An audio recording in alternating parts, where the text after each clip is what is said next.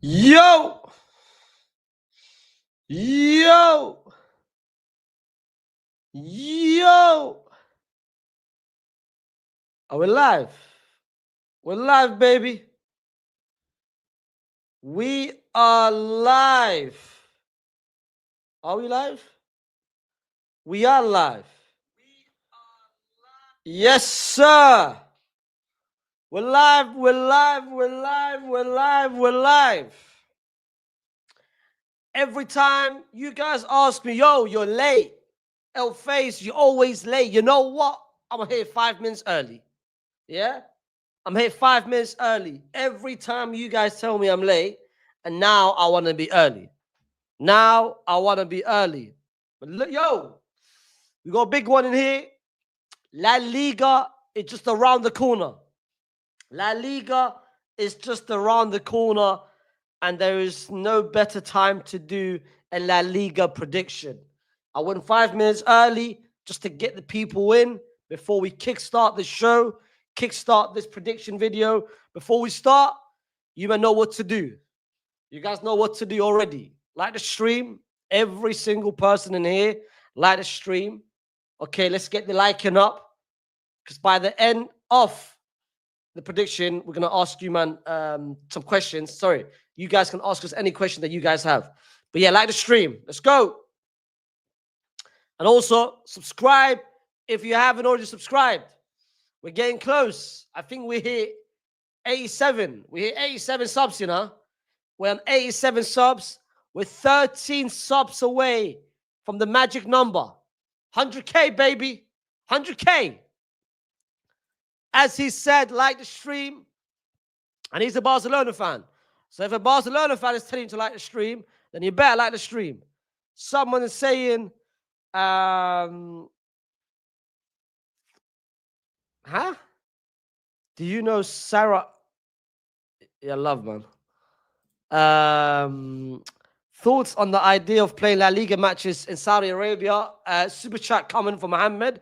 I can't lie, I'm gonna be so real, yeah. Yeah, man, this sport's falling off, man. This sport's falling off, man. If we're playing La Liga matches outside of Spain, then you know, yeah, money's getting involved. Money is involved, bro. Money is involved. But I'll get to it. Me and Neal will, of course, answer that question. Shout out my boy Mohammed. Let's see who's in here. My boy Wells in here. Franco Aura. Come on, man. 100% Franco Aura. Yo! We got a big boy super chat from my boy Save Heaven Sports. And he said, here to watch my two favorite Barca content. Chill out. There's only one Barca content creator. This is not me, okay? Good joke. Very good joke. Don't do that again. But love the content. Ark, Mia, and I are watching. Shout out, of course, my boy. Always in the super chats. Always in the watch-alongs. And always in the streams. But yeah, a lot of people's here. Faysal throwing grenades in the last. Yeah, I can't lie, man. I did the Jar Moran celebration. But listen, we are here. And I went early just to get everyone in. And I think it's time to start. It's time to start. As I always do, we do a yearly annual La Liga prediction video where myself and a fellow Barcelona fan come on here and we speak and just waffle about next season. And there's no way I'm going to be doing this without the man himself, the same person I've been bringing on for the past 2 years, the same person who is a big, you guys seem to love him. I still don't understand why it's taking him 2 years to not open a YouTube channel.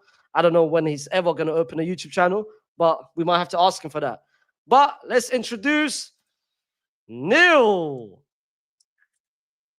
Going. It's a pleasure to be here for one more year, just sitting down.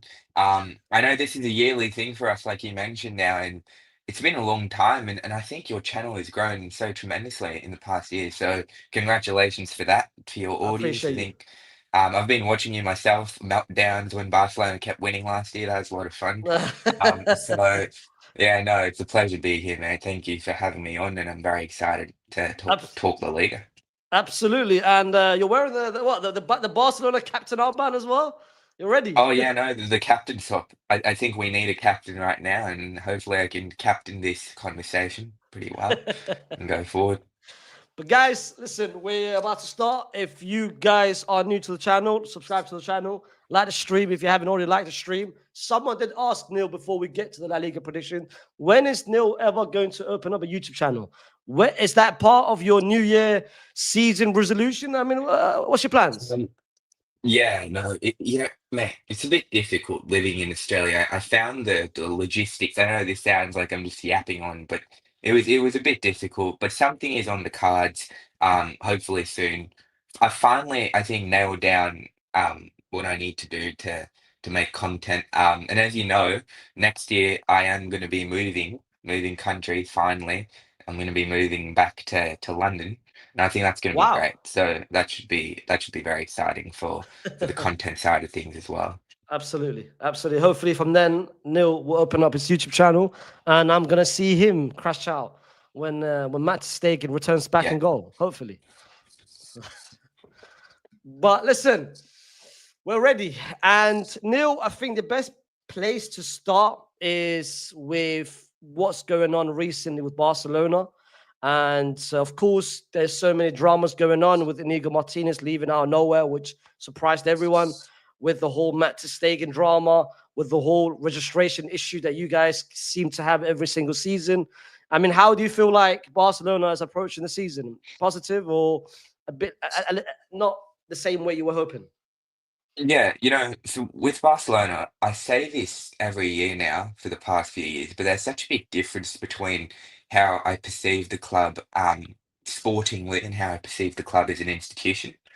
I think we're in a good place as a squad, as a football team, but I don't think the same institutionally. Now that does go back a lot of years. That goes back to Bartomeu and all of his woes, but um, so there's that general negativity about the club, I think, institutionally. But if you actually look at the squad, I am very optimistic. One more year with Flick ahead, one more year with him developing his ideas. I think we've Mhm. tactically progressed as well.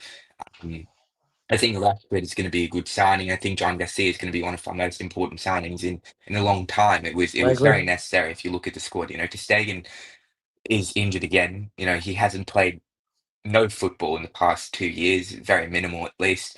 Mhm. Chesney isn't he's okay, but he's not, that level that I think you need to go forward. So we have made good signings. Um, the only real aspect of the squad I'm concerned about is the back line, like as you mentioned, Inigo Martinez has gone, and now it's debatable whether he'd be able to replicate the season he had anyways. And he was on high wages, almost 12 million gross a year, which is a lot, and so it Mhm. helps offloading those wages. But at the same time, I look at the back line now. You have three recognised centre backs. You have Ronald Araujo, Andreas Christensen, and Kubasi. Kubasi will be fine. He's growing, developing. I'm sure he'll have a few woes, but generally speaking, he is almost the leader of this back line now. Mhm. And their best, I think Araujo and Christensen would be able to fill in without a doubt. Araujo is he's shown that he can compete. He's a great defender. Christensen, I think, is the most close or is the best stylistic fit. Great Mhm. highline defender, calm, composed, a lot of experience. But then going back to the Ter Stegen issue, he's played no football in the past year as well, frequent injury issues, even going back to into Chelsea. And Araujo's probably at a career low in terms of his form and Mhm. injury history as well. So when you combine that, there could be a situation where we're relying on Eric Garcia to CB this year in important Yeah. games if Araujo and Christensen are missing. And Or there could Jared also be Martin. a situation. Well, don't get me started, mate. Well, I'm sure we'll get to that, but yeah, maybe Flick's been trying him out at left centre back, which is disastrous in my opinion. And we could also be moving Kunde back and trying out Garcia at right back, but whichever way you look at it, it's just not right. There are problems in the back line, and for a side that already concedes a fair amount of goals. It's not awful, but we know that the back line is by far the weakest part of this squad. Mhm. Um, I think it is something to be slightly concerned about, and I Mhm. think a lot of our season is going to come down to how Araujo can adapt to the back line and how long Christensen can stay fit. Um, and and we don't have the answers to those questions, which does make me a little bit apprehensive. But overall, I am excited, especially because I think we're going to see something even better and greater from Lamine Yamal this season. You never judge players based on preseason, but um, he is developing. He's becoming quicker, faster, Yeah. physically as well. So I think he's 100% ready to take over um, that main star man legacy with the 10 on his back. And one more thing, on a slightly sort of questionable note, is Lewandowski. He is almost 38 years old. He's already injured before the season's begun. I don't think he's going to be able to give us 40, 45 goals again. I think that's very unlikely. Um, so we also could be in a situation where we are struggling for goals. Then you're looking at Ferran Torres and Marcus Rashford to make that up, which again is possible, but um, it is one of those question marks I have with squad. Overall, I am definitely positive. I think Barcelona should be looking at themselves as one of the best teams in the world because I think they are. I think the players are great, the system is great, a lot of confidence building up.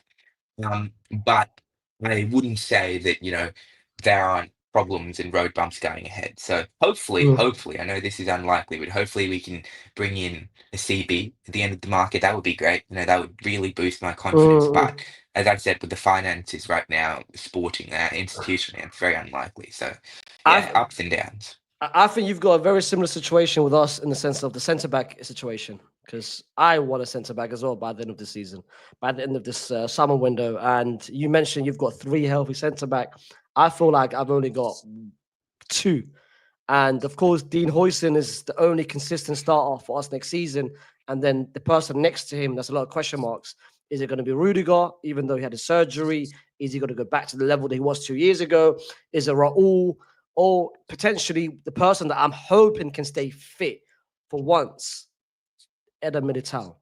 If Eder Militao stays healthy, then Real Madrid's season is going to be a good season. But that's a big question mark. It's already coming back with a back-to-back ACL, and I'm not counting my blessings. But do you just stay on the centre back? Do you genuinely trust Ronald Araujo to finally step up, even though for the past 2 years he's been the reason why you guys have been knocked out from the Champions League? Yeah. Yeah, I'm not going to comment on the Champions League thing because I feel bad because there is a lot of hate toward him, rightly and wrongly as well. I think the criticism is definitely fair. He hasn't been good enough over the past few years, but at the same time, some people, this fan base especially, has a tendency to scapegoat players. Um, I don't think you can lose an entire competition because of one. I think there are more bigger reasons than that. Um, but at the same time, am I confident? That's an interesting way to put it. Probably not. I'm not confident he's going to be the player he once was, but I am hopeful. I think every fan has to Mhm. be hopeful. Um, my biggest issue with him is he is the kind of defender that is more reactive than proactive in the sense that he does make a lot of mistakes and he often relies on his brute physicality, his recovery speed, the intangible sort of to make that up. Mhm. But I think with Flick, especially with this high line, I've been thinking about this for a long time, the kind of defender you have to be to operate and to execute this hard line is very intelligent, very proactive, very self-aware of your surroundings. Inigo Martinez was an exceptional character, great leader. Kubasi's intelligence for his age is incredible. His spatial awareness, his ability, and that I think that enables him to play the high line so effectively. With Araujo, we've seen him struggle with the high line time and time again. He doesn't quite understand those triggers when to push up, right moves to make yet, and I think that goes down to the player he is. I think Araujo is very effective when you ask him just to defend. Mm. Boot the ball away, defend. I think he'd do great for Atletico Madrid, for example, in that kind of Yeah, setup. but not Um, this, but not the flick system. but in the flick system, he has to adapt greatly. Like he has to almost look in the mirror and become a player, become a character, personality. He just isn't. Um, A lot of great players have to do that. You're faced at a time in your career where you have to change, where you have to become better, you have to adapt. And the question is, will he be able to do that? And I don't have an answer for that. I'm not 100% sure. In a way, I'm more confident that Christensen can do that. I think if you look at the players they are, Christensen is the intelligent one. He's the guy who's sort of very elegant, quite similar to Kubasi stylistically. So if he is 100%, I'm almost more confident that he can come in and be our Inigo Martinez from last season. So almost like the unlikely hero. And he's also much better on the ball, which is very important because of how we build up. And then, just the style in general. Mm. It is a bit of a liability if Kubasi has to play LCB and then carry the build-up game in and game out. I think that'll also take away from the midfielders. You'll have Frankie de Jong with not as much freedom, Pedri a bit deeper back. So the consequences of the squad go beyond just Araujo, and that's something we have to look at. So I'm hopeful that Christensen has a title-winning season again, like he did in 23. I think that's very important for Barcelona going forward. I have got full faith that Deco would prioritize Arujo over Christensen, and I don't see a world where Christensen's going to be starting over Arujo, and that is a world that I'm very happy in. I When Inigo Martinez left Barcelona, imagine this: I had a prediction in mind before the season started, and my predictions changed when I found out that Inigo Martinez lived in Barcelona. I look at your back line. Yes, you've got Kunde, you've got Bolde, you've got Kobasi, and yes, those three are the most same players from last season. But I don't think Christian's going to be starting for you guys. So the person that's going to be starting next to him is going to be the club captain, the same captain armband you've got next to you right now in Ronald Araujo. You're not going to bench Ronald Araujo. So that makes me happy. That makes me very, very happy. But then again, I look at my back line. I've got Trent. I've got Alvaro Carreras, who, yes, you might tell me I'm too excited, but that preseason game 2 days ago, yes, I know we played the best team in Austria, but it was still something to be excited for. And we've got Dean, and if Militao can stay healthy, then I'm very happy with my back line. My problem is the midfield. We lack numbers, whereas you guys have got a lot of numbers in the midfield. Too many numbers. And my question to you is, before I speak on my midfield, is do you think there's going to be rotation, or do you think Hansi Flick has already made a decision to start Frankie Pedri every game? Yeah, I think a lot of that has to also do with how Gavi and Marc Bernal come back from injury. Gavi's had almost a full season now, and I truly do believe that his best role is deeper back. I think when he thrives is in that pivot as a six more than an eight. Very Mhm. good in the build up. So if Gavi is 100%, I do think Flick will rotate. Same with Mark Bernal. Bernal is particularly important because of his stylistic abilities. He's probably our best out and out defender with Casado maybe. Long legs, very good at covering ground, great on the ball, of course. Kind of reminds me of Busquets with his stock. Yeah. And we know that Flick is a big fan. Even going back to last year in preseason, he was right up there, starting games, started our first game of the season, of course. Um, so if both of those guys are fit, I don't see a reason why you wouldn't rotate, especially because you have the quality to do so. But it does come down to how they come back with Bernal, especially. He's going to take time. He probably won't start properly until January. Same with Frankie last year when he came back from his long injury. So that is a little bit of a concern, but we'll be fine because we have Casado there, loads of numbers. So rotation, I'm not too worried about. I think the deeper end of the midfield, so the pivot is in a great place. Where I do slightly have a few question marks is going forward. So the 10 role. Mhm. Is it going to be Dani Olmo? Is it going to be Fermin Lopez? Maybe Gavi can play forward.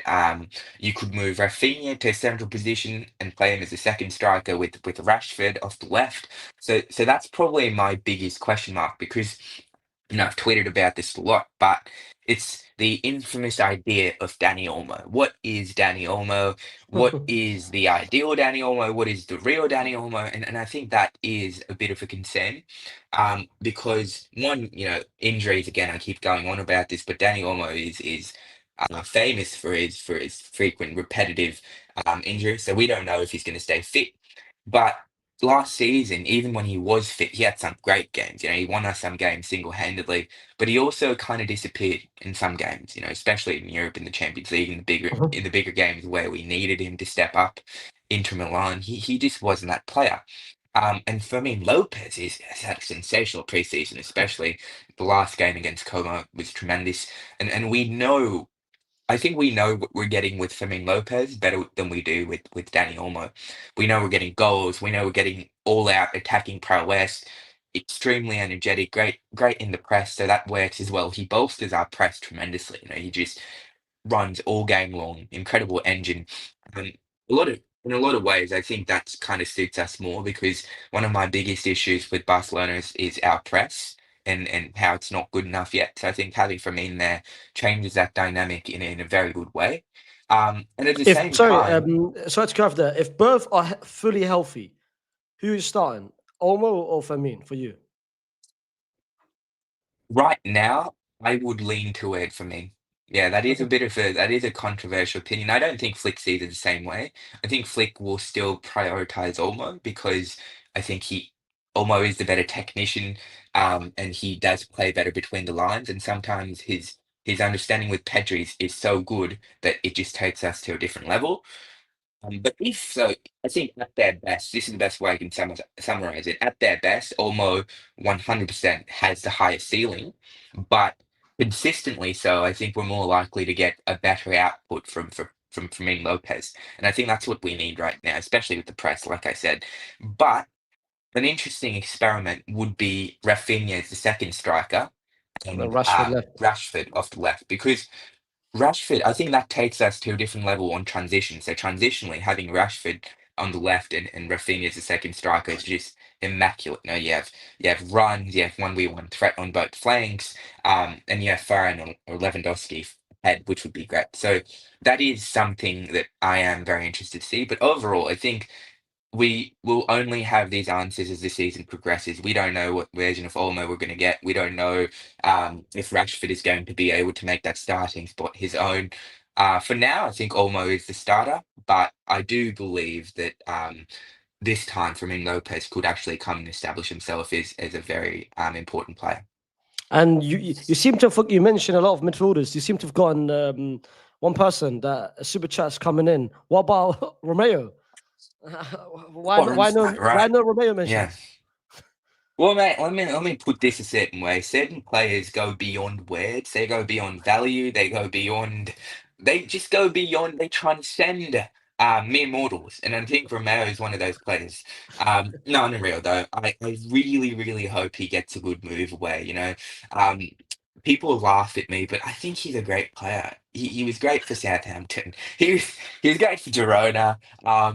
Maybe the Barcelona move didn't quite go as I expected. Maybe, But maybe. those big European nights are still around. He might come in for the Champions League first round, play an important role there. So you never know. You never know. Yeah, keep praying, man. Keep praying for that.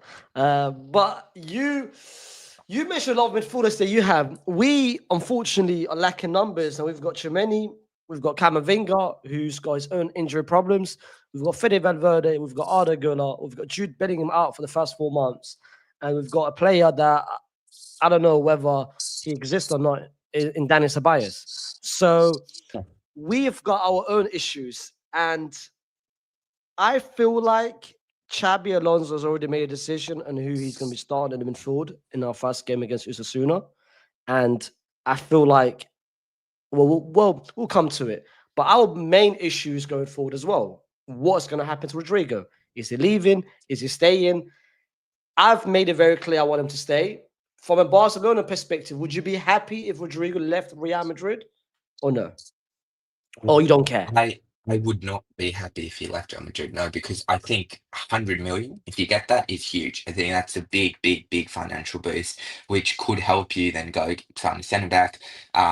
it could help you in one different ways, even with the midfielder toward the end of the window. I do, if you get 100 million, I feel like they're going to try and reinvest that in some way, at least. Maybe not obviously 400 million, but at least, Mhm. in some way. And the fact that you guys, you announced your new signing today and you didn't give him a first team squad number, so you left one position open. I think that just suggests that you probably are going to look toward making a signing. And with Rodrigo, don't get me wrong, I think he's a great player, but we know that he's a bit of an outcast in the system, and he isn't going to be starting every game. So I would think that you can maximize those funds in a better way as opposed to just keeping him as a rotational option most of the time. So That's yeah, the I don't reason want you to why get we. your money. That's the reason why we left one place open, Neil, and that is because Mr. Ibrahim Konate. That's the aim. That's the goal. By the end of this summer window, he needs to be a Real Madrid player. That's the reason why we had Franco as a Castilla player, even though he's not going to be playing for the Castilla team. He's going to be part of the first team football and is going to be getting a lot more minutes compared to Rodrigo. But I think we previewed both teams quite well heading into next season. And I think let's do our top. Let's start with our top four predictions. Yeah. Fourth place. Who have you got, Neil? So this is a bit of a wild card. I don't think people would have seen this coming, but I am going to go with Celta Vigo as my fourth place Oh, team. oh, okay, okay. Yeah, I've been doing some research myself, and they finished seventh last year. Hmm. Um, Geraldes is a great manager. He's been there before. He's overperformed consistently, and they've gone ahead and made some very interesting signings. They've got Ferran Jutgla, who is a Barcelona player. He's a good striker, played well for Club Brugge. Hmm. They've got Moriba, another Barcelona player, who Hmm. used to be very, very good in La Masia. He kind of didn't have the best time at Leipzig, but potential is there. They signed Borja Iglesias. We know, Yep. Scored a well-renowned hat trick striker against in you the guys last league. season. Don't remind me. But yes, he does score goals. And I believe they have one more. Oh, yeah, Brian Zaragoza. That's an Mhm. important signing as well. Didn't Absolutely. quite work out at Bayern, but we know, especially two players that traumatized Barcelona. He turns into prime Ronaldinho against us year after year. Um, so I'm not looking forward to playing Celta. That is a game I'm not looking forward to, but more. Beyond that, I do think they're a great side. I think they have the potential, very energetic, good going forward, and they are quite established now with the system, and they've progressed nicely. So, um, I do think it could be one of those wild card seasons that they come in and they do really well. I hope for the league because they're such a stock side. It would be great to have a new Yeah. top four. And yeah, I'd go with them. Fourth, paired Atletico Madrid. If it's self-explanatory. With Liga, I'm very excited to see what they do this season because they've made so many signings. Their depth is way better. They probably have the biggest squad out of the three, like in terms of depth. I They think their do. depth They is do. is one of the best in the league, probably the best in the league. But at the same time, I don't think they have reinforced the back line, which is their biggest issue, as well as they should have. They They've bought signed Hanko. They bought Hanko. They bought Henko, which is good. They bought a left back who I'm not too sure about, but I'm sure he's good. Rogeri from Atalanta. Yeah. Yeah, I haven't watched him enough, but yeah, but I think they needed another defender, and I don't quite get why they're going after like Raspadori and those kind of players. I think Baena was a good signing, Cardoso was a good signing. Um, Almada, I think, has potential, but he's also a little bit raw at the same time. Nico Gonzalez, like, why would you want to do that? I don't As a quite see wing the back. point. Yeah, I saw that. That's a strange Yeah, one. that's a weird one. That's So Atletico, they always have one of those seasons where they can go ahead and make a crazy run, especially when you don't expect it. When everyone's talking about Barcelona and Real Madrid, they'll come in and they'll do something crazy. Um, Don't give me a top do two I? yet. Don't give me a top Yeah, two yet. not going to give you a top two yet, but with Atletico, last thing, I'm just a little bit unsure about them. I think they could push a little bit further, but I don't think they're at the level where they're going to be challenging again consistently for the title. So, um, yeah, I still think we know the top two, and we have an established top two in the league. Cool. And I've got a surprise as well. I don't think it's going to be a Sociedad. I don't think it's going to be a Bilbao or Villarreal. I've got Valencia finishing top four. I You've think they got made. Valencia. I've got Valencia. They made a very good late run towards the end of last season. They only lost one game in 13 games, and they lost the last two, which at that point nothing mattered for them. I really rate the manager, Carlos Cabaran. I think he's a good manager. They've got some good players in there, the likes of Javi Cuera, which I've got in another category. Hugo Doro's there, and they made some decent signings as well, bringing Danjuma, who's a La Liga, knows La Liga quite well. But I feel like the way they ended last season is what I expect them to start this season. And they've Have you got a seen nice. that back line though? Like they I've just got seen the rid of back line. Mascara as well, mate. That I've back line is a I've bit seen the sus. back line, but they've got a favorable run start of the season. I feel like Valencia is going to surprise a lot of teams. Their preseason were decent as well. Only lost one game. I think they will have a good run. I think they will have a good run. Third place, no surprise as well. I've got Atletico as well. Atletico. I like the three players which I like they've signed is Bayena, as you mentioned, but I like Cardoso. I think Cardoso's going to emerge himself as he had a breakthrough last season with Betis. I think this season he's going to have a massive, massive season showing what he can do. Almada, I don't know if he's going to be starting or not, but let's see. But top two, Yeah. should I start or do you want to start? No, you go. You go. I feel like I know where you're going with this as well. So you go, and then I'll counter you probably. Okay. My one has got a twist to it. Real Madrid's season, really and truly, and I'll show you a screen as well.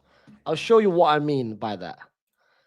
We have by far the easiest start of the season compared between Madrid and Barcelona. Mhm. The first 3 months is going to be the most crucial 3 months because of the fact it's not going to be no Jude Bellingham. He's going to be out till October, and the fact that this run of ours, which I'll show you, this run right here, Neil, might be one of the best runs we've had over the past recent years. I expect us till Atletico. I expect us to pick a W in every single game. Yes, Anoeta is going to be difficult. We all know about Sociedad, but it's not the same Sociedad team compared to last season. They've lost the biggest member in Zubimendi. If we don't pick a W in all of these games, and if we are not first by the time we play Barcelona, then we've basically fumbled it, in my personal opinion. Yes, there's no Jude Bellingham, but I still think our team is well capable of to pretty much pick up some W's. For that reason, going back to that then, I think depending on how we start the season, and let's say for argument's sake, we start well, I've got Real Madrid winning the league and Barcelona finishing second. However, if we're not first by the time we play you guys in October, then I've got you guys winning the league. Yeah. Okay. Well, look, I don't think it's a crazy opinion to say Madrid are going to win the league. I disagree. I have Barcelona first and Madrid second. But so here's my thing, right? I think last year Madrid's issues were more collective than individual. Of course, you have your problems with the back line, the midfield, but the squad is great. You know, you've got great firepower going forward. The midfield got the numbers there. And you've made some good signings at the back. I think it was very important to sign a left back, especially we know Mendy is absolute garbage. We know Fran Garcia is a bit raw still. Trent is going to be great. Hoyson is one of my favorite young centre backs in the world. So the back line is much improved. Um, I don't think your midfield has improved enough. It hasn't improved at all. Bellingham's going to be out for a long time. We know that, right? That's going to be a big blow. When is he coming back, by the way? Do you He's know? coming back in November. He's That's a gonna long time. he's Yeah. gonna push. The reports are saying that he's going to be pushing to be returning back before the Clasico game, but I don't think Mm. that's going to happen. But let's say, for argument's sake, he's going to be. Let's say he just comes back in October. It's fine. Well, that's a big loss, though. I feel like that midfield is very different without Bellingham in it. Self-explanatory, but yes. And then you have a weird problem in front, you know, with Mbappe and Vinicius. Um, we don't quite know what's going on there. Vinicius hasn't looked like the he's looked a shadow of himself basically since the second half of last season now. Hasn't been the same player, hasn't been performing the same way.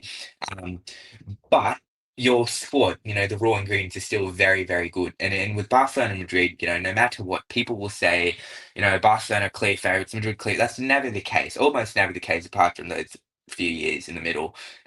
It's always going to be close. And we know that Xabi Alonso has a history of coming in and making an instant impact. He did the same at Leverkusen. He came in, the team was fighting relegation almost. He came in and almost took them basically from zero to hero.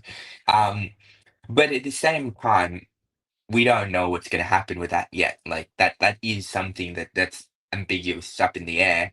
And I look at Barcelona, I just think one more year with Flick. Although second seasons are difficult, we know that second seasons can Mm-hmm. sometimes go the other way. And that is something that I'm not overconfident about. That's why, I kind of respect Madrid or Barcelona. I always support Barcelona. I think we are going to win. I think we are favourites to win the league again. Um, and the big difference with Barcelona now is I think one more year with that experience under the belt, Pedri, especially Lamine Yamal getting way better. Rafinha, for the first time, we look at players like Rafinha who look at themselves almost superstars within a year. You look at Rafinha last year, he was people were unsure about him going into the season. People didn't know who he was, what he was going to be. But now you look at him, almost, a 40-goal season, 60 goals and assists, over 60 goals and assists. He comes in as one of the main men. And I think that confidence, it could be, some people could look at it as a bad thing, but I think players like Rafinha, the responsibility that he's taken as well, I think is going to take him to the next level. I think he's going to have another great season. Whether his output is the same, we don't know, but I think he's going to have a great season. And I'm just confident in the squad. I know we look at the back lines, both teams have issues in the back line. I think Madrid and Barcelona both have issues, like you mentioned. If you sign Konate, that's a different question. But for now, speaking today, um, it's in a similar situation with the centre backs. Mm-hmm. Um, I think Barcelona's midfield is better. Simple as. I think there's more balance. There's more. Well, quality is debatable, but there's more balance at least, and it's more established. We have better chemistry going on with the Frankie pivot, the 10 in front. Um, and the attack is also more balanced. You look at Madrid struggling a little bit with, we saw Barcelona last year, the best attacking team in the world. And that's not going to change with Flick. That's definitely not going to change. If Mm-hmm. anything, the press is going to get better. The high line is a bit ambiguous, but the press is going to get better. So yeah, I am confident in Barcelona going ahead and winning the league, but it won't surprise me if that doesn't happen. Um, and I think we have to be very, very, very, very careful with our expectations because Flick set the bar so high last year, the domestic treble, almost the Champions League as well. So, what is a natural progression? I think most Barcelona fans, it's like it is the treble or bust, which is ridiculous. You can't have that expectation. So it's going to be an interesting season, but for me, Barcelona first, Madrid second, Atleti third, and then Celta is sort of a wild card at fourth. You mentioned something interesting. You said that your midfield is more balanced than ours, and your attack is more balanced than ours. I agree with the midfield because the fact you guys got more depth and more options, whereas we don't for the first couple, 3, 4 months, and even when Jude comes back, it's still limited. I don't know about the attack because you mentioned our attack situation with Vini and Mbappe. And I know this is the constant social media debate. Are we going to sacrifice Vini? Are we going to sacrifice Mbappe? Are these two going to work with each other? I think it's been portrayed as a much worse thing what it actually is. If Mbappe had scored all the chances that Vini created for him at the start of the season, we would not be having this discussion right now. Mbappe missed so many chances out of Vini. They never played well with each other. The first 5 months, Vini played better, Mbappe played bad. The last 6 months, Mbappe played well, Vini played bad. I do think there's a world where both of them can function together. And I think Xabi Alonso will find a world, will find a system where both of them can play together. I don't think it's the 4-3-3. I think the best way for us to get the best out of Vini and the best out of Mbappe, we have to play three at the back. We have to play with wing backs and have them close with each other, the same way we did 2 years ago when Carlo had Rodrigo and Vini play as a striker and Jude as a 10. That's the best way to get the best out of them. So, and again, Rodrigo, I don't care what happens with Rodrigo because our X factor for this season is two players. Our X factor is Arda Güler Arda Güler's going to have a massive season, whether that's going to be in the midfield or on the right hand side. And our second X factor is Trent Alexander-Arnold. Our creativity on the ball is way higher compared to what's last season. We had Lucas freaking Vasquez start on for us throughout the whole last season.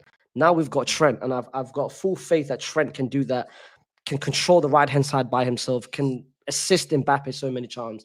That's why I feel like with us, it depends on the first 3 months. If we click the same way Ronaldo and Jorginho finally clicked, if we can click the first 3 months, then trust me, Neil, it's gonna be scary. But Yeah. that's the question mark. I don't know whether we can or not. That's the question mark. Well, yeah. Well, personally, like objectively looking at it, I can't see the argument for Madrid's attack right now being better or more balanced than Barcelona because you don't know what you're getting with your front line. We're still talking about systems, we're still talking about formations. At Barcelona, it's established the best attacking side in the league last year, in the world last year. And with Madrid, just let's look at it stylistically, right? One for one. Barcelona, Lamine Yamal and Rafinha, extremely complementary profiles. You've got one runner, one creator, one ball Mhm. dominant player. You got Lewandowski, a natural striker. You know what he's going to do: dominate the box, score goals. And you have Dani Olmo, player who plays in the pockets, or Fermin Lopez, does similar things. With Madrid, Mbappe likes to play off the left. Isn't a natural striker. Said so himself. Likes to play off a striker. Vinicius obviously likes to play off the left. So you have two players already who contradict each other in terms of their style of play. Can you make up for that? Of course you can. Of course they're great players and they can work together. They're very, very potent.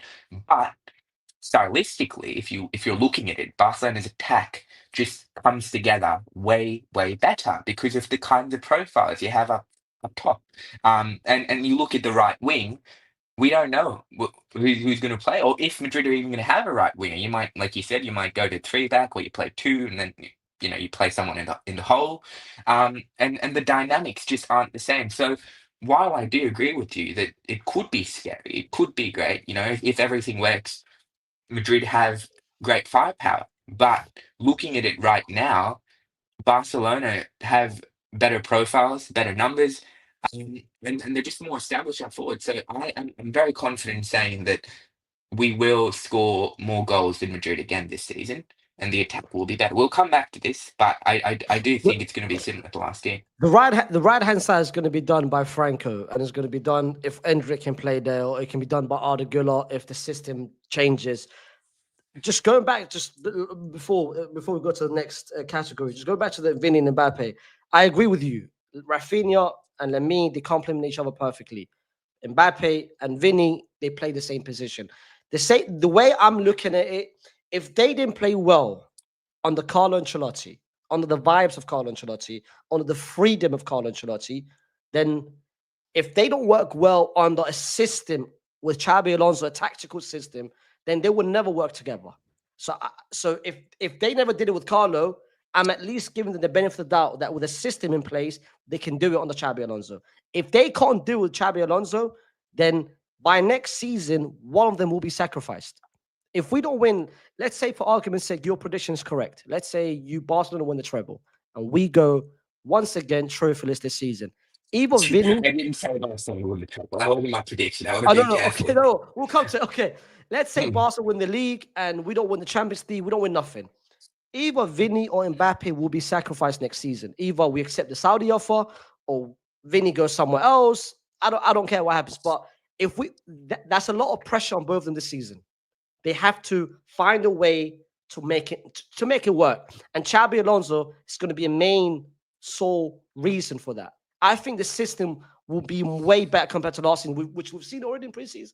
Look at us preseason. I've never seen us play in preseason with Carlo Ancelotti of the past 4 years.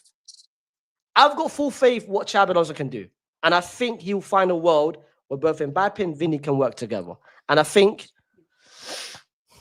am I hopeful? Yes. Do I think it's going to happen?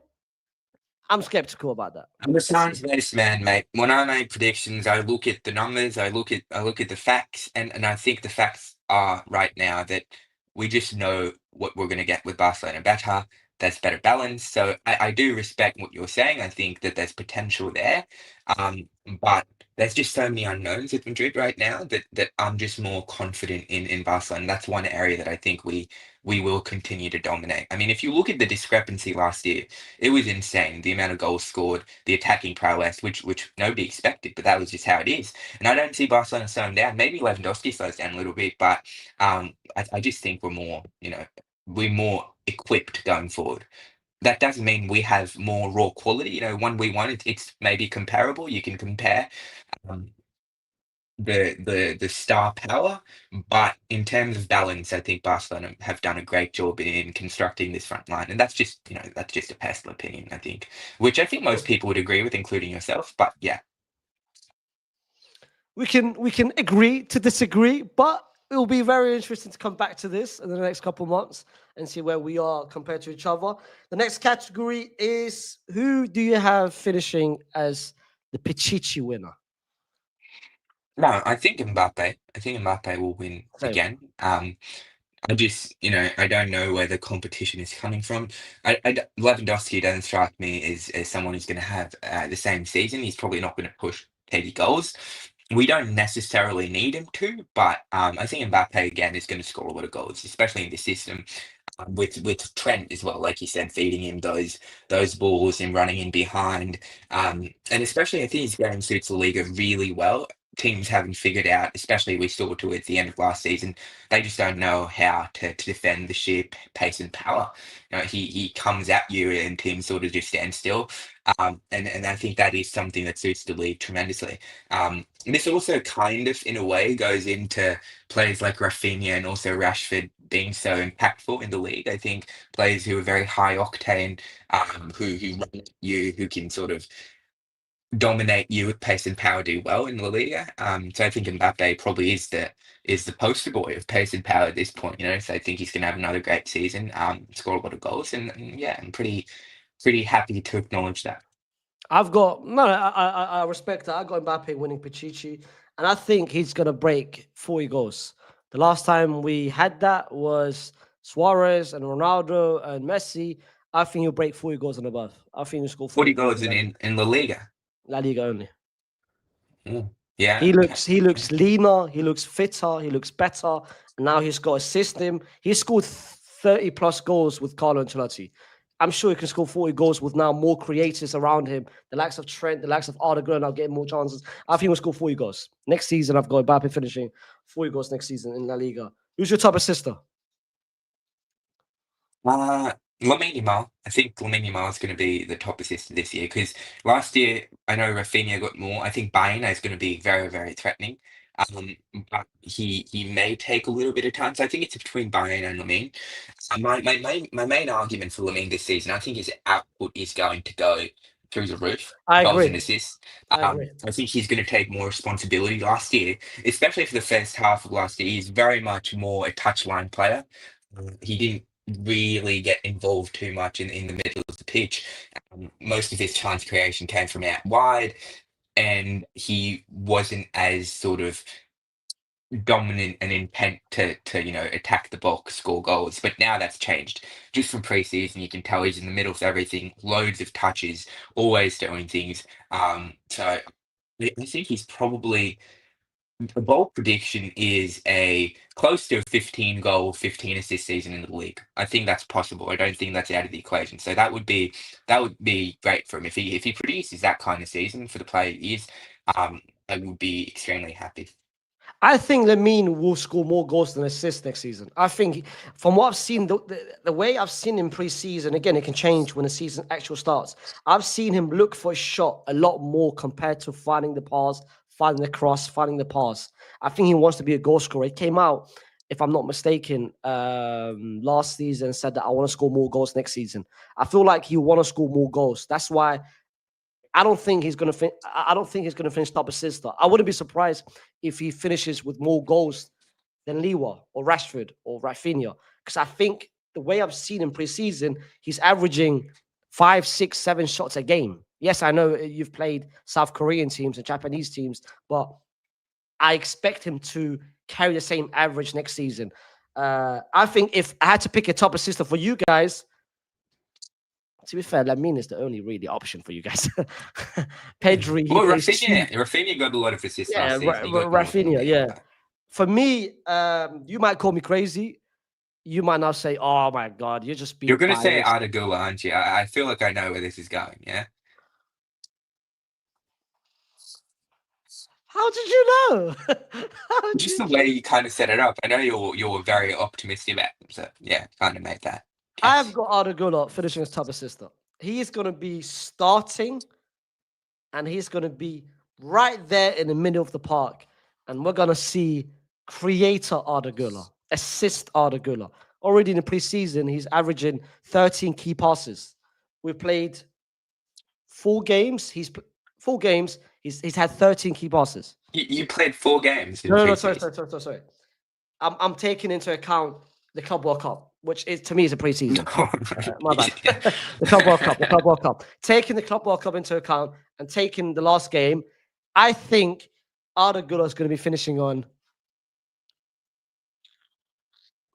13, 14, 15 assists. Okay. Yeah. And I half of admire that, I and admire your half of that could have been, confidence. and half of that's going to be to Mbappe. Mm. Hmm. Disagree? It's an interesting take. Mm. Well, look, like I do rate Article, but I just don't know. Like, you make these Madrid predictions, obviously coming as a fan, you're very hopeful, and it's not like illogical completely. Like we know Gul is a great player, we know he's gonna have a bigger role. Um, I just don't know. I don't know. We've never seen him play like consistently in the league. So yeah, I probably disagree. I do disagree, but yeah, I don't know, man. Like I'm not here to click farm. I'm not going to be like, oh, there's no way that's going to happen. Although Mhm. you could maybe take this. It's possible. Like, I don't know, maybe. Let's see. Who do you think will be Barcelona's best 5 players next season? Yeah. So, Lamine Yamal, obviously, we know Lamine Yamal is going to be sensational. Pedri, Mhm. um, obviously, no need to explain. Pedri is just I think Pedri's going to get better though. I think he had a great season last year. He's going to take more responsibility. Now I just hope he stays fit again because I hope we've moved past all of that nonsense. Um, I also would say Rafinha again. Rafinha, I think he's going to get better with more responsibility. He might not have the same output, but I do think he's going to have another great season. Um, then I would say Frankie de Jong. I think Frankie de Jong again, he's coming into it, gonna have a great year again. And for number 5, tough one, but I will go with Fermin Lopez. I think Ooh. Okay. I truly do believe that he could have a great season if he gets the prominence. This is a wild card, I could have said Balde, I could have said someone, who's a bit more established, but it's probably nice to give a platform to new players. And Of and I course. am very optimistic about Firmino because I don't know like if you've seen him, but I was going through the stats a few days ago. If we're talking about midfielders, attacking midfielders, no one almost in Barcelona's history or in a long time has scored more goals than Fermin Lopez. He per 90 is scoring tremendous amount of goals. I'm talking about like per 90, so Yeah, every yeah, yeah. appearance he makes. Of course, of course. Um, and and that was shocking to me. I think we have to go back. Cesc, though he didn't play in that role, but we have to go back ages. Like we have to go back to players who didn't play for Barcelona, like Yaya Toure when he went to City, and Hmm. we have to go back to those kind of players to look at the kind Hmm. of players who've been scoring more goals than him. So in a system that we know prioritizes goals, I think Fermin Lopez is going to have a great year if he can break in, if he can sort of supersede Olmo in that position. But I am very bullish on Fermin Lopez this year. Interesting. Very interesting. I thought you would say Juan Garcia. I think Juan Garcia is going to be massive for you guys next season. Oh, you Uh, know what? You know what? Now that you mention that, I kind of did forget about him a little bit. Yeah, it. I want to talk about Garcia real quick because of course. he is, like I said, he's going to be one of our most important signings. His ball playing as well in preseason, the way it's just so nice to have a goalkeeper you can kind of trust after the last few years of Stegen.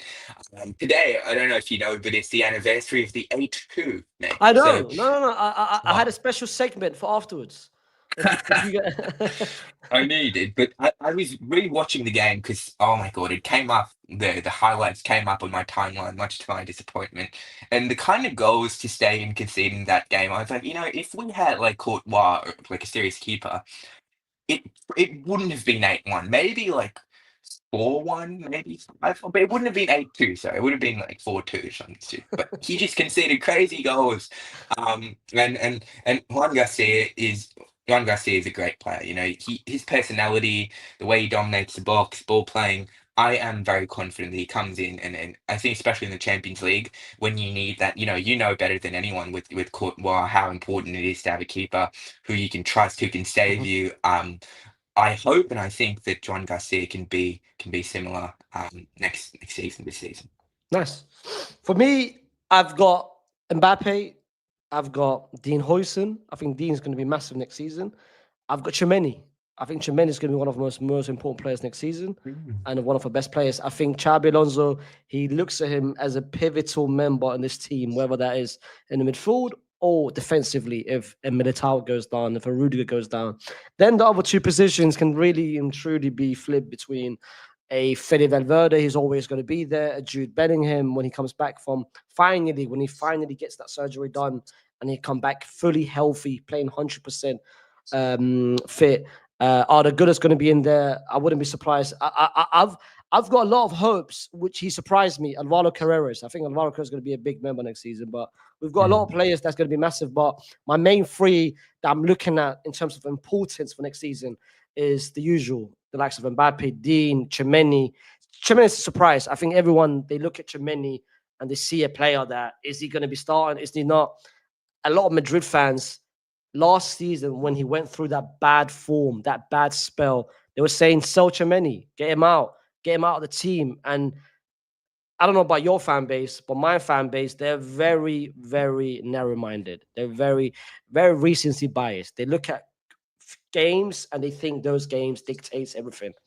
I don't understand how they could just sell him. But yeah, those are my players. Well, you know something now. Here I'm gonna make a point. Notice how you didn't say Vinicius. I didn't hear you say Vinny. Did you say it? Did you? No, no, Vinny, no, no. The reason why I gave you the players that I look at next season, Vinny is there. Vinny, of course, 100%. No, I Vinny, don't think you said it, mate. And when you're talking about your front line, that's what I told you. See, subconsciously, you know what I said is true. now, now Same. all of a sudden, Neil, he studies therapy now. He's out here doing some psychological. No, no, no, no. Vinny's there. Vinny, Mm, 100% is there. okay, Vinny, if you say Vinny's, so. If you say Vinny's gonna have a good season next season. okay. Big season next season for Vinny. I believe in you. I believe in you, mate. I believe in Vinny. And I believe in Vinny. Yeah. And what what is a player that you think everyone should be investing their stocks on? And he doesn't play for Real Madrid, doesn't play for Barcelona, or doesn't play for Atletico Madrid. Someone that plays outside of the big three. Hmm. You want to take this first? Maybe, do you have an answer? Yes, Because I I'll have think got about it. I've got a player that I feel like will be sold for 40 million, 50 million next season to a Premier League club. I've got Mr. Javi Guerra from Valencia. And that's what I was Uh, going to say as well. I was going to go for it as well. When yeah, when I was thinking about it, I do. Well, he renewed. I feel like till 2029, 2030. He 2028, 2028, 2029. But yeah. Valencia, you know Valencia quite well. They never keep hold of their best players. Every year they just sell the best players. I can see him going somewhere else. No, I agree. I think he's very underrated as well. I kind of expected him to sort of leave this summer because I know there's a lot of interest, but he could have a great season again. And we've been talking about him for a while now. He is a player I like a lot. And with Valencia, you just know they're going to sell him for pennies as well. Like even though they did Exactly. renew him, which is very important, they just sold. Well, I don't know if they ever had him, but they didn't retain Enzo Barnechea, who went to Oh, Benfica. Is really? it?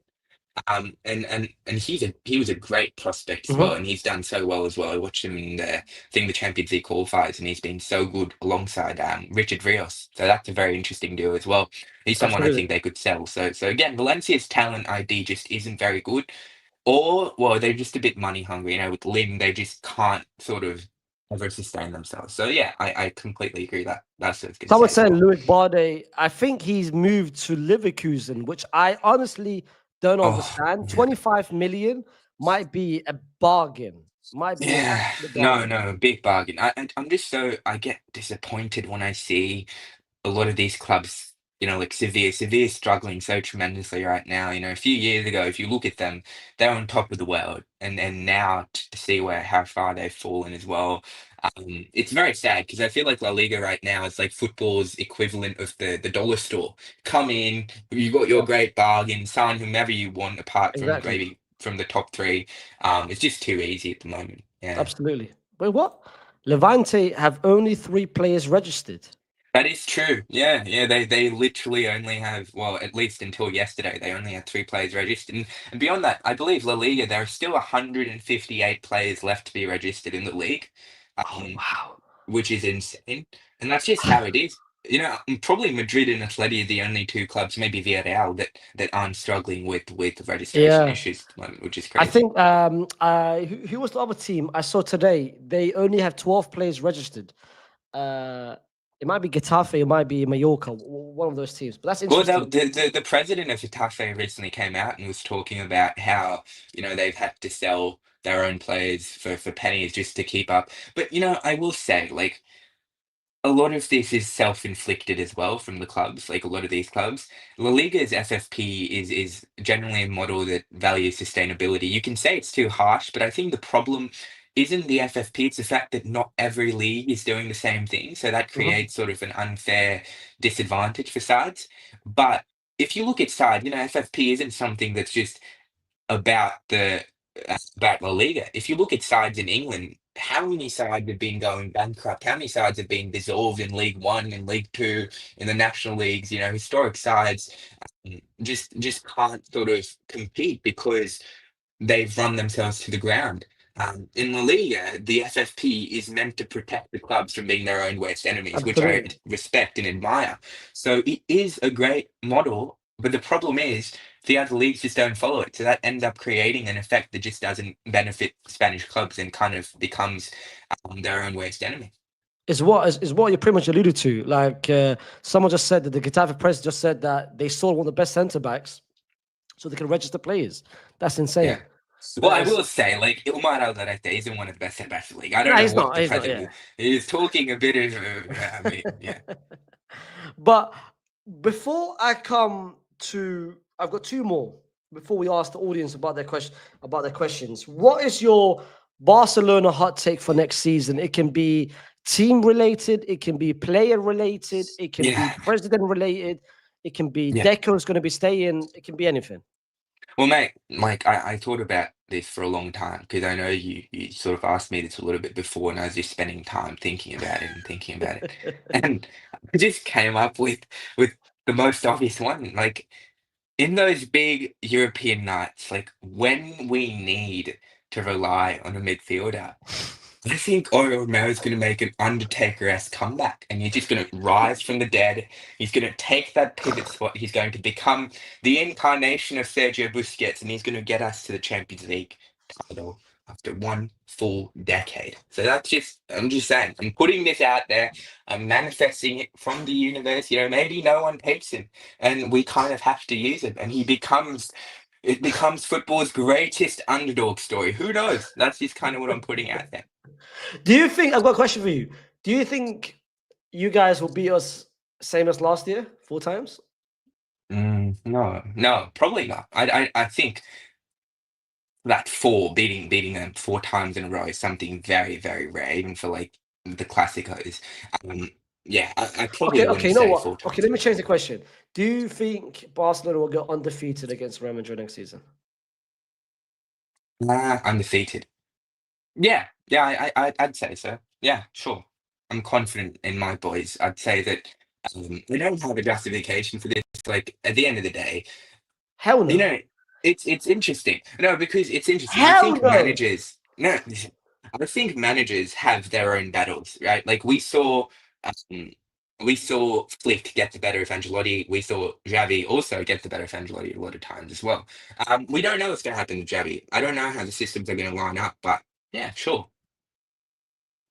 We are gonna beat you in the first El Clasico of the season, and we're gonna Mm, beat you in the Super Cup. mhm. Second leg of the league, you can take it. Yeah.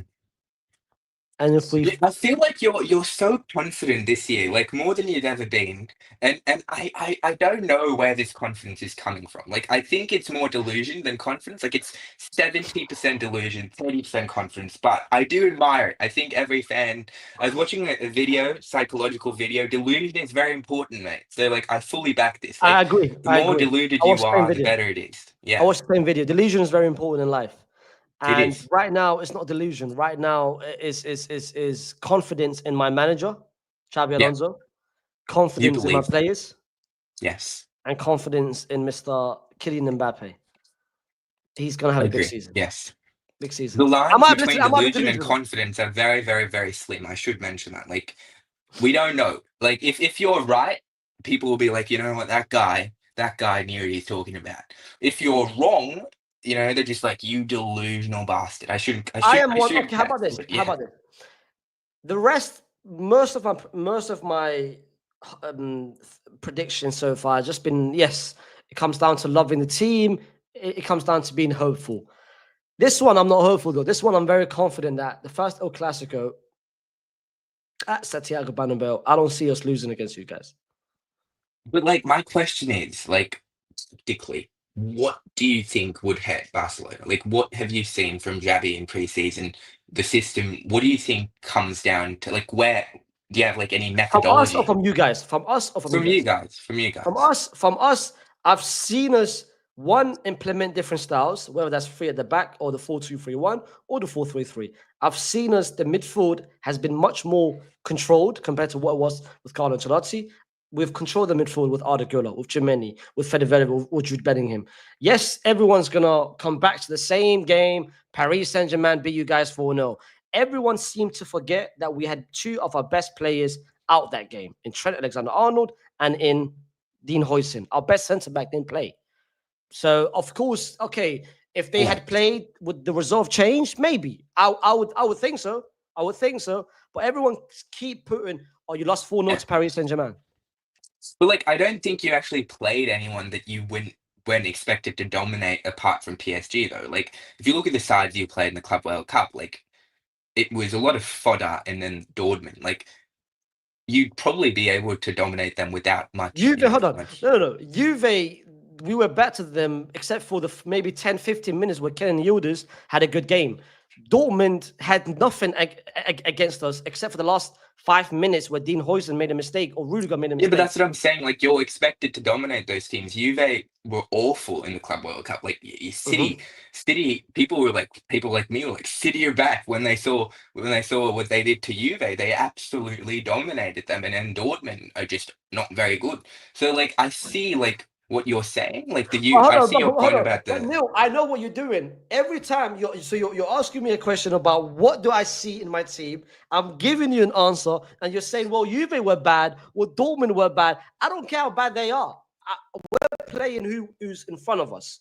The no, only but then tough. the one time you met a side that would be able to compete, you got dominated and got No, absolutely wait, hammered wait, though. wait, wait, wait, wait, wait, wait, wait, wait, wait. That's a big difference between domination. There's a big difference between us giving them the win.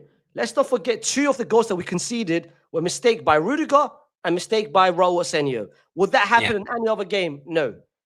The same way I can say, well, okay, and based from the argument, based from the logic that you're giving me right now, in that case, Barcelona got dominated against Inter Milan in extra time. Sorry, yeah, in extra time against Inter Milan. It's a 30-minute game though, like, and the score was like 4-3. But Like, but but that's like this is my saying, well, you point. can't take a full game. If you look at Madrid got dominated by PSG in every matrix. You can go back and look at the stats. You can watch the game. And that doesn't mean much. I'm not saying that that means that Madrid are not going to be good this season. That is irrelevant. But I just don't think you have a basis right now yet to talk about Madrid being so dominant? Because you haven't seen it. The Club World Cup wasn't a How good do you indication as define to what you're getting. domination? How do you define domination? Domination. Huh? What do you mean? So you said we got dominated against Paris Saint-Germain. What do you define as You domination? got dominated in possession. They had better control of the midfield. It's not about numbers. They had better control of the midfield. You didn't really get a foot in. You didn't have more chances. You didn't defend better. You didn't score goals. You conceded 4 goals. That's the definition of domination. Domination is doing something worse than the other team, and you did worse in every facet of that game. And I've I feel like that's quite logical. Now, how can you argue against the fact no that no no no PSG didn't dominate no no you? no. Neil, I agree with you. We never had a good game against Paris Saint-Germain, but it's also important But to that understand doesn't in terms matter. of no. Yeah. I understand what you're saying. It's important to understand when a team is down by 2 goals after 8 minutes due to two mistakes of our own, it changed the landscape of the game. I knew immediately after we conceded two stupid goals within 8 minutes. Of course, we'll lose that game. The heads is Yeah. down. Everyone's giving up. Of course, we'll lose 7, 8, 9-0. Of course. But at the same time, it's important to understand if those two mistakes never happened, if Dean had played, if Trent had played, the game would have been completely different. The same way Weren't it would have been. Barcelona down 2-0 against Madrid in the last Clasico? How many times are Barcelona down against Madrid? You make that argument, but good teams find a way to come back. 2-0 isn't the worst lead in the world. In fact, it's a very dangerous lead for an attacking team. Didn't PSG come back after 2-0 against Spurs last night? I think if you're good Okay, wait, enough, wait, you wait, wait, come wait, back, you wait, create wait, chances. wait, wait, wait. You're giving me Barcelona. You're giving me Paris Saint-Germain. Well, Paris Saint-Germain had the full team. You guys had your full team against Paris Saint-Germain. We had our two most important players out. You had Bolde out against. You had Bolde and no Kunde against Inter Milan, and you lost. So when your best player is not playing, of course you'll be losing. We We had lost. We lost a game that was 7-6 in extra time. You lost 4-0 and got dominated in every single aspect of the game. And listen to me. Listen. This doesn't matter. It does not matter that you lost. I'm not saying Madrid will not be a good side. I'm not saying they won't come and won't win the Clasico. I'm just saying we don't know. We don't have sample size right now to know how good or bad Real Madrid are going to be next season. That's my only argument here. I'm not saying they're going to be trash. I'm not saying the PSG game means Real Madrid are not good enough. I am just saying that there's a new team, a new manager, new players. We don't know what we're going to get from Real Madrid. And I think this is a fact. They might be great. They might not be very good. That is the only argument I'm making. That's all.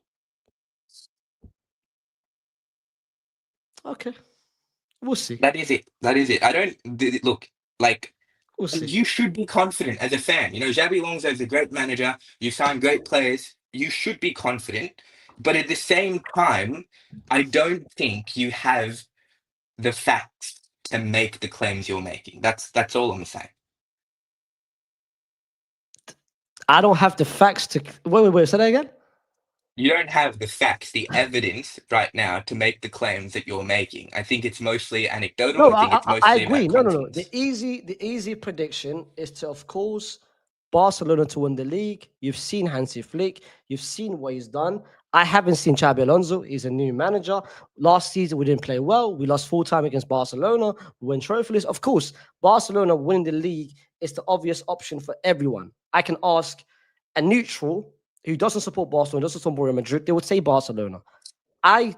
My predictions, as you said earlier, it comes down to being hopeful. It comes down to maybe delusion. Maybe it's delusion. Maybe it's being hopeful. Yeah. Maybe. No, but I don't mean that in an insulting way, though. Like, I don't mean to insult No, you no, by no, no, saying no, it's no, no, no, no, illusion. no. I'm not taking no. This is a good chat. I've enjoyed the chat. I've enjoyed the back and forth. I love it. This is what I'm here. This is me. I love it. But Yeah. I feel like a part of you are underestimating what this team can do. And again, for you, it's all about if, buts, and maybes. And I understand from an outside point of view, looking into Real Madrid, it's all ifs, buts, and maybes. If Mbappe and Vinny can work together, if Xabi Alonso can do this, if this and that. I understand. It's all ifs, buts, and maybes. But if those ifs, buts, and maybes comes true, No, scary but hours. can I say something? Mhm, I do not underestimate Madrid. I expect this to be a very close title race. I expect Madrid to push us right to the limit, and mhm. I would not be surprised if Madrid win the title race. I am confident in Barcelona, but it wouldn't surprise me. It wouldn't shock me. Now, if you go back to our chat last season, you Mhm, asked me about Barcelona. What did I say? I said Madrid would win the league because we don't know what we're going to get with Hansi Flick. mhm. My argument for against Xavi is the exact. It's not an argument against. It's just the fact that there are so many unpredictables. New manager, new team. We don't know what we're going to get. That doesn't mean that's going to happen. We saw Barcelona come in and win the league and then shock everyone. Madrid could do the same. Mhm. But right now, if I had to make predictions, even if I wasn't a Barcelona fan, like you said, this is an easy prediction. My only thing is, I don't know what we are going to get from Real Madrid. Hence, I can't comment on if they're going to beat Barcelona. And I know what I'm going to get from Barcelona. I know this is a great team. So, henceforth, I am confident that we will continue to be a great team. And with Madrid, I am not 100% sure if you'll be a great team or if you'll need some time, if Xavi will need another year, if you'll need another centre back. Things will go wrong in the midfield. That is my only sort of argument against is the uncertainty. If we have this conversation 6 months down the line and we see this project come together, I would say something differently based on the facts that we have. I just don't like commenting and making predictions based on things I don't know. That's First, just kind of how I am. Yeah. first, first. And that's fine. I'll see you very soon anyway. I'll see you. I'll see you very soon. And I'll see you. Yeah. Don't worry. Our first game is in 3 months from now, and it's gonna be fun. It's gonna be good. Let's see if you Yeah. guys are gonna be there. Let's see. But guys, let's Yeah. let's down as the. If you guys have got any questions, ask us. I'll give because Neil. What time is it now in Australia? It is 3:40 a.m. right now. Yeah.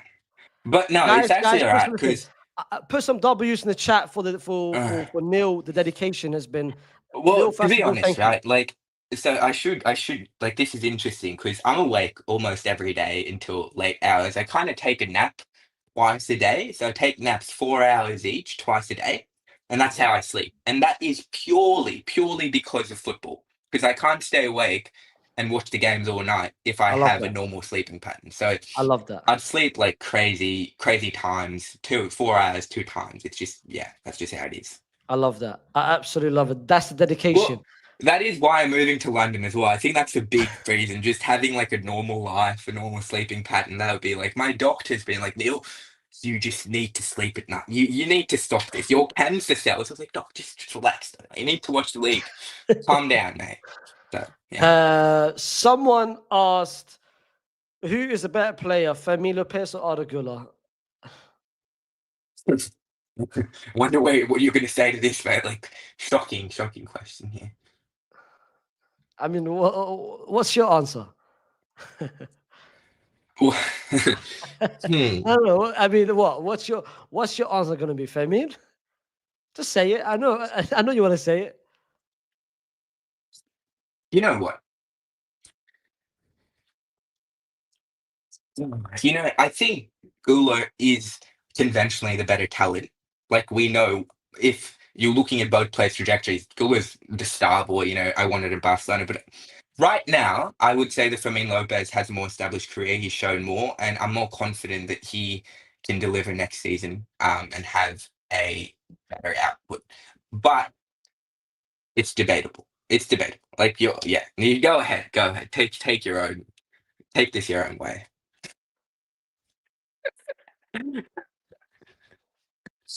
Oh God. You know what? Nah. Yeah, I Gula has the That's highest ceiling. Gula has the highest ceiling. I'll say, it. Yeah, he okay. does. Yeah. Okay. Okay. Neil, who's winning the Ashes? And this, I don't know what this is. No, I don't know what that is either. Because Stark or Stain is a retired South African fast bowler, and the Ashes is between Australia and England. Is that a saying? Am I missing something here? Not sure. Not sure. Yeah, it But might look, be. Australia, Yeah. Australia will win the Ashes. So it's in Australia. Um, we always dominate the Ashes in Australia. I'm going to be there. Like the Ashes is one of the best times in the world. I don't know if I don't know how it is in England, but in Australia, you basically go to the ground and you drink beers until you can't feel your legs while watching the cricket.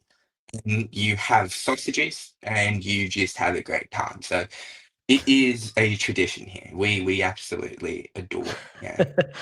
Someone said, yes, sir, two big La Liga heads talking. Neil, I tried to hit you up on Twitter, got some tickets for you for FC Copenhagen when you're in Denmark in September. That's Oh if you're in mate, Denmark. if I'm ever in Denmark, I will take you up on that offer. I'm going to be in Sweden in September as well, so maybe we can switch down, watch the game. Someone said, what do you think of trying Bernal as a left centre back for some games? Yeah, no, I've heard about this on Twitter. People have been talking about the possibility. I personally believe that we shouldn't play Barnell in a position that isn't comfortable to him right now, especially coming back from injury. It's important that he stays in the midfield, and he gets sort of back in rhythm in a position he knows where the muscle memory kind of kicks in.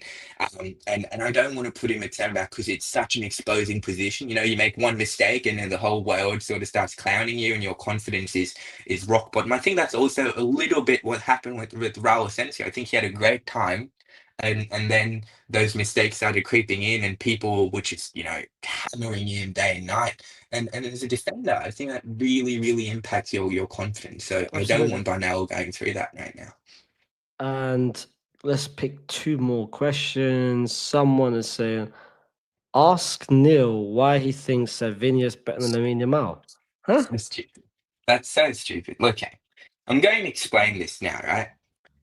During Lamine Yamal's first season, when Girona, you remember when Girona finished third in the league? Yeah. I was having a conversation on Twitter. We were talking about how playing for a big club is so much better for your PR. This was before the Euros, so it was right after the season had ended. And Savinho, you know the season he had, right? I'm Oh, sure yeah. you Yeah. know He how good finished he on was. 18 GAs or He 19 finished GAs. on 19 goals and assists. He was absolutely sensational. And Lamine Yamal at that time only started 20 league games for us. So I replied to someone saying that PR in football is such a big deal. If Savinho played for Barcelona this season, he Mhm. would almost certainly win the Golden Boy award over Lamine Yamal. Okay. That was the take. What I meant was that when you play for a bigger club, the spotlight is on you. And if Savinho had the season he did for Barcelona and Lamine Yamal played for Girona before the Euros, where he Mhm, wasn't even a regular starter, of mhm, course the Barcelona player would be prioritized in a big award. mhm. Never did I say Savinho is better than Lamine Yamal. That never happened, and it will never happen because he's not. Welcome to And Twitter. this was a time when Lamine Yamal was 15, going on 16. He hadn't played the Euros yet. Of course, that was the only point I was making. And I scroll through Twitter and I see tweets saying, but Neil Gardner said that Savinho was. I don't know, never. That never happened. So it's Well, just pointless at this point. welcome to Twitter, Neil. Everything you Fuck. say is not going to please anyone. Don't worry, man. I've No, had so no, many that's just videos. something you learn, don't you? I've had so Yeah. many takes, so many videos being taken out of context, and the, the Madrid fans hate us. I've seen some. To be fair, I don't know which fan base hates each other more because I've seen a lot of Barca fans hate you. They keep putting screenshots of your tweets, and I've seen a lot of Yeah. Madrid fans hate me. It's fine. I'm used to it. But Yeah. a lot, I don't understand. Listen, them hating me, it's fine. I don't care. Why do they seem to hate you when so far, you've come on here, you've spoken very highly of your own team. You haven't said anything wrong from where. But I don't understand it. Maybe I don't. Again, I don't know. I Well, don't know. look, I think the answer is pretty simple. Like when you're on Twitter, there's a certain way people want you to behave, and that's tribal. You have to always say the best things about your team. And I am critical. Like if you see me talk about Barcelona, I try to bring balance to the conversation. And I have 50,000 tweets, mate. Of course, few of them, a lot of them are going to age badly, and people take those tweets and it's easy numbers, it's easy interactions, and that's fine. Never. I want to make this clear. I am not a football expert. I am not a pundit. I am a football fan, like everyone in the world.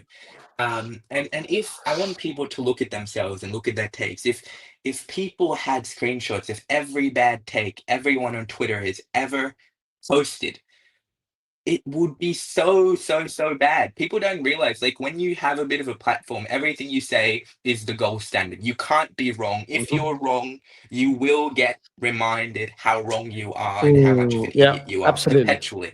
So that's just Absolutely. kind of how you live now. Yeah. Welcome to Twitter. Last two super chats coming in is what do you guys have? Who do you guys have for the Ballon d'Or? Um, I mean, I've got Dembele. I don't know about, I mean, I'm sure Neil's got Lamine Yamal. Well, look, the Ballon d'Or, there's a difference between the Ballon d'Or and the best player in the world. Like, do I think Lamine Yamal is the best player in the world? If I had to pick a team right now, I would pick him over Dembele. Would you? Like, if you had to pick one Yeah, player right now, you would, 100%. right? But 100%. the Ballon d'Or right now is not about the best player in the world. It's about the trophies you win. If Lamine Yamal won the Champions League, he would 100% win the Ballon d'Or. But now it's become very tied to the Champions League, and Dembele will and probably should win it. That's just how the Ballon d'Or is. The Mhm. problem is that people take the Ballon d'Or way too seriously. It's the gold standard. If the Ballon d'Or says something, that is something. You know, it stems from Messi and Ronaldo. They've created a culture with their fan bases where the Ballon d'Or is the most important thing in the world. Before Messi and Ronaldo, there are people who have won the Ballon d'Or that I'm sure you don't even know their names. Like, there are people, the most obscure names. It isn't a big deal. People need to get over the Exactly. Ballon d'Or. Exactly. Dembele might win it. He will win it. He's the favorite to win it, and I'll say well deserved because he had a great season. He won the Champions League, but I know that my player is for me right now the hottest prospect in the world, and I'd take him over anybody. That's all you have to say. Trust your own opinion, guys, please. No, Lamine Yamal is the scariest footballer I think in the world. He is very scary. And the last one is question for Neil and Unk. Even though um, Neil, very random question, very random. I had this back and forth with the chat in my last Yeah. watch along. At what age do you think someone should be considered an Unk? Mm. Well, so I think it depends on the context. Like on Twitter, you're an Mhm, unk at like 24, 25. Like if you're 24, 25 on Twitter, because people are so young on Twitter, like you have teenagers and young mhm, kids, they call you an unk. Like I'm a mhm. young man, you're a young man. Fitz. Like we're both young men here. Teddy is not unk. Like it's just not. I agree. I I, don't think so. I I said really think, I yeah. genuinely think if you're touching 37, 38, 39, 40, Mm. late 30s, beginning 40s, that's on age. That's what I'm saying. Like, you know, we're in the prime. Like, if you think of it, we're in the prime of our lives, mate. Like, there's Absolutely. no unk going on here. Absolutely. Neil, I don't know how old you are. I'm 19 years old. Come on, man. I just turned 20, mate. A little bit older than you. Just turned 20 a few years ago. But Come on, yeah, man. yeah, We yeah. all, we all but the question was what positions would you guys be looking to reinforce in Jan? Any potential targets? Well, for me, Yeah, yeah. You for, go, you go. for me, it's signing a centre back and signing a midfielder. Kanate is, of course, the easiest option. A Yeah, midfielder, it's just any midfielder. I just need a midfielder. That's it. mate. Yeah, yeah. I feel you. The best Barcelona are going to get is Laporta eating pizza on deadline day. Unfortunately, for the January transfer. I know. If if I if I could choose, like obviously I would choose a centre back and a backup left back. I think that's very important. I don't want to be in a situation again where we're going into a Champions League final with Jared Martin and potentially Eric Garcia starting. I think that would be a wrap. But we just can't do it. Like, well, actually, to be fair, like to tell you about Barcelona's finances, there is a possibility that in January it would be better. We're waiting for the seats to be validated at the Camp Nou, but there I is saw no that. Camp Yeah, I Nou, saw that. unfortunately, right now. So there are no seats, and the validation hasn't come through. But knowing Barcelona, this is something that's going to be going on for I don't even know how many years. Like every year, the concept of one Poland one has been haunting every Barcelona fan now for the past I don't know how many years. So, well, one last thing before we go. I think next year for Barcelona is going to be the biggest, most important transfer window we've had in our recent history. Lewandowski's contract is expiring, so we need Mhm. a long-term striker and we need a long-term centre back as well. And if you look at the striker market right now, Sesko is gone, Isak is gone, Ekiteke is gone. It's bleak, mate. Like it is very, very, Haaland, very bleak. Erling Haaland, maybe. Well, City, like that's just not going to happen, is it? Like he signed a long Who contract would you as have, well. Haaland or Alvarez? Oh, Haaland, every single. I think like look, I think Alvarez is rather overrated on social media. I think he's a great player, but as a lone striker, I don't think he's worth the money Atletico Madrid would ask for him. I don't think he's a lone striker. He does not dominate the box like a lone striker. He is someone who needs to play alongside a striker. We've Mhm. seen this perpetually throughout his career. He just can't be, he wants to get on the ball, he wants to be further back, he wants to be very associative and almost to his detriment. If you're a striker, you need to be, in today's day and age, if you look at the strikers team they're signing, very one-dimensional kind of strikers, box threat, box stomp. That is not Alvarez. I will die on this hill. I don't think he's worth anywhere near 100 million euros at the moment. And that's my hot take, maybe, because for some Facts. reason that is a hot take. I don't know. No, it might be actually, especially now where a lot of people they look at Alvarez as that 100 million player. But I think this should be the last one, and this is going to be the last question that we're going to answer. Your club wins 2 Champions Leagues. Shout out, of course, man himself for the super chat. Your club wins next 2 Champions League, but the rival wins the next 3 La Ligas. Yes or no? For me, it's an hell no. Mm. Yeah. Well, yeah. Hell no. Well, I feel like the context is a bit different for Barcelona because Barcelona haven't won the Champions League in so long. I think that's like kind of what they're dreaming about. But simultaneously, I'd say no because at the end of the day, I think being consistent in your league over the 38 games is a great indicator of how good your team is and where you're at as a project. The Champions League is the holy grail. It's the biggest prize in football. I agree. I agree with that. But at the same time, it's not the best indicator of a project and of a team.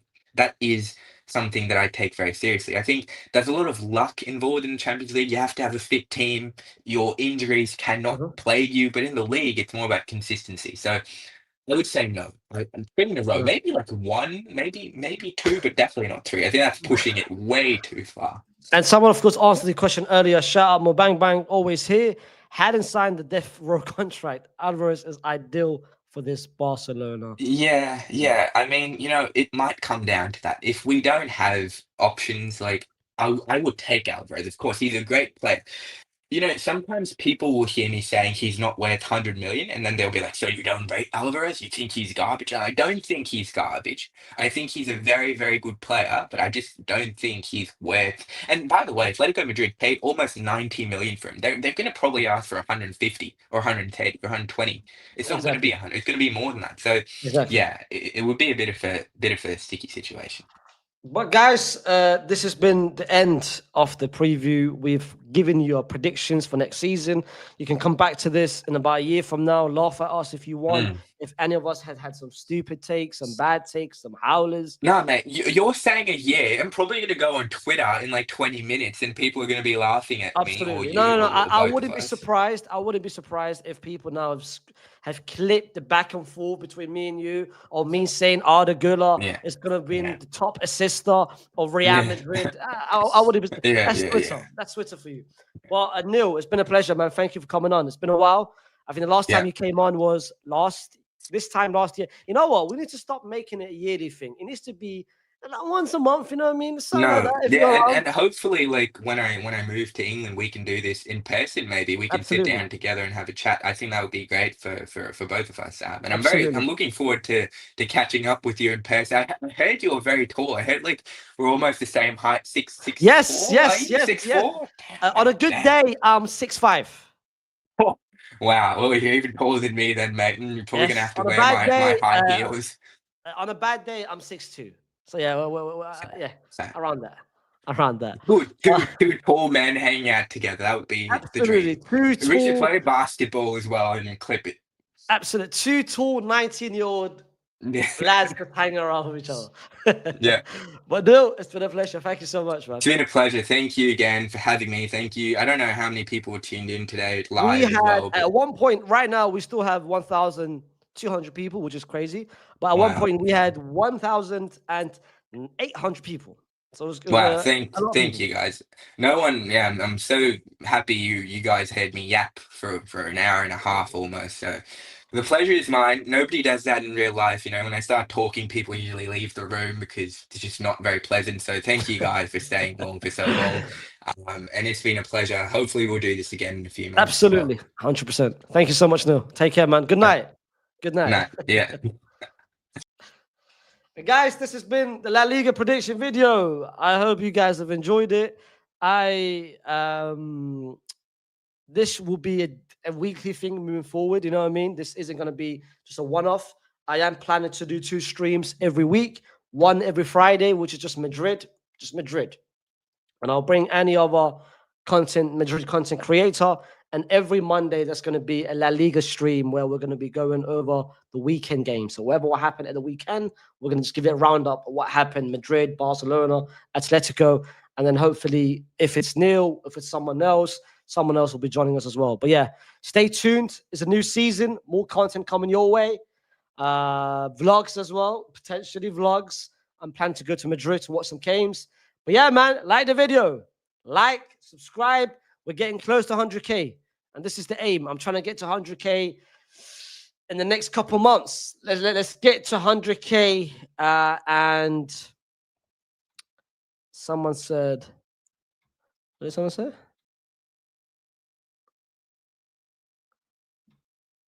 Not so great chat. Or what? The chat was bad.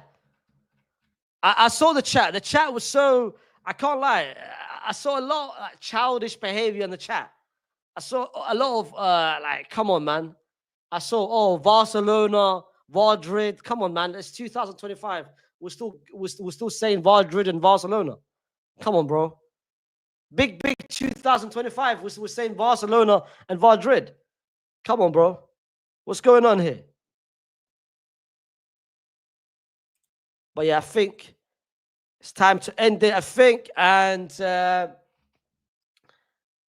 talk next. It was a good chat.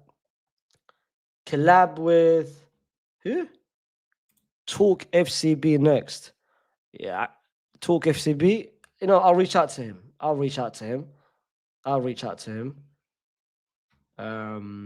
But yeah, every Monday, like I said, La Liga roundup with a Barcelona fan or a neutral fan, and every Friday is going to be a Real Madrid stream starting from next week. And listen, more streams coming your way, more watch-alongs coming your way. Guys, it's been a pleasure.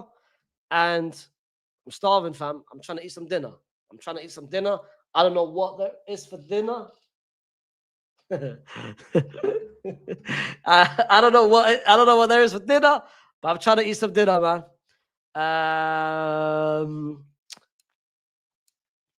Let me see.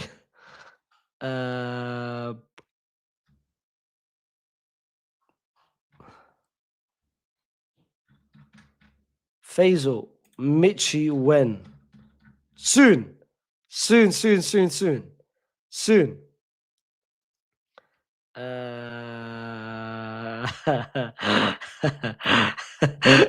right, let's end it now, man. The next time I'm gonna see you guys is where's Barca playing? I think Saturday. Barca's playing Saturday. I'm gonna see you guys on Saturday. Barcelona against whoever they're gonna play. Who's Barca playing on Saturday? Let's see. Who's Barca playing? Barca's gonna be playing Mallorca. Barca, Mallorca on Saturday. We will be there. Chat, it's been a pleasure, man. I'll see you soon.